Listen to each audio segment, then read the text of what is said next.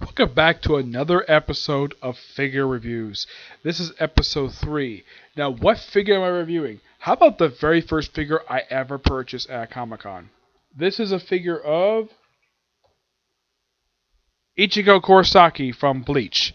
Yes, the thing with this particular one is they have Ichigo in his Bankai attire, which is very accurate to the show.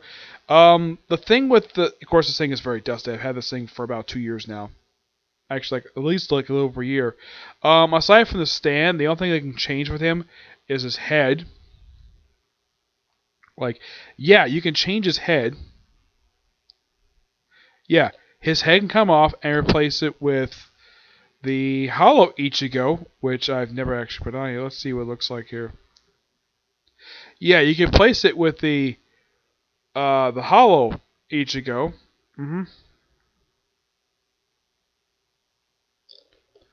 And that's what he looks like with the hollow mask on. It's a very good depiction of the hollow mask. Yeah, aside from that, the only other piece that can come off here is the sword. Yes, the sword that's in Bankai form. Yeah. Now this particular bot, this one I got from Comic Con, it cost me $15 for this thing. Yeah, this small thing, $15. My guess is for some people it's kind of like, okay, that's actually pretty affordable for a figure. Or at least probably pretty cheap. It's not the cheapest figure I've actually bought. The cheapest one I bought was like $10. Yep. And this is the box it came in. I got this at booth.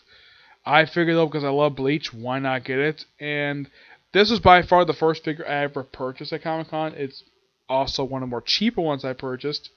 And it's one of the more smaller ones, but it's not the smallest. I have a couple more figures extra smaller than this. Appearance-wise, it's very accurate to how he looks in the manga, and of course the anime, how he looks in this is basically, like I said, his Bankai form. Though there is a change to his look when he gets to the Fullbringer arc when he goes into this particular form. Yep. Yeah, but there's not much else to say about this particular figure, aside from the fact that the sword come off. Yeah, I've had to at times. This is what the sword looks like when it's removed. Yeah, I've had to at times basically walk over to my figure and the sword has the tendency to fall off. Yes, the sword does this to me a lot. Yeah, that's the one thing I don't like about this figure is the fact the sword falls out a lot.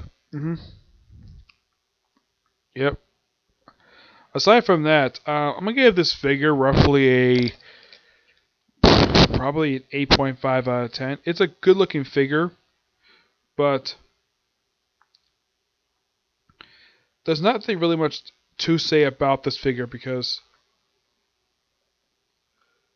you might say it's not that interesting looking figure because of how small it is, and the fact the only thing that's going to be removed is his head and his sword.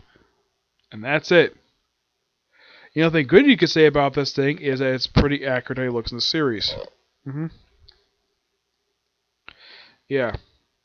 But I've had this thing for... Oh crap, there goes the sword. Yeah, I've had this one for a little while. Yeah, the first time anybody's probably saw this figure was probably in this box. Now here it is, basically. And this was actually sitting on my shelf for quite some time. It was on the shelf actually like over here. It was sitting there for like over a year until I decided to, when I moved this shelf, which was actually sitting where my dresser is right now, until I moved it over here, and I moved my figures all one spot because I want to look nice behind me. Yep. But not much else to say about this figure. Yep, so that's it for this particular review. I might not get a chance to review Rama today. I'll probably get a chance to review it probably tomorrow for the next 8 episodes.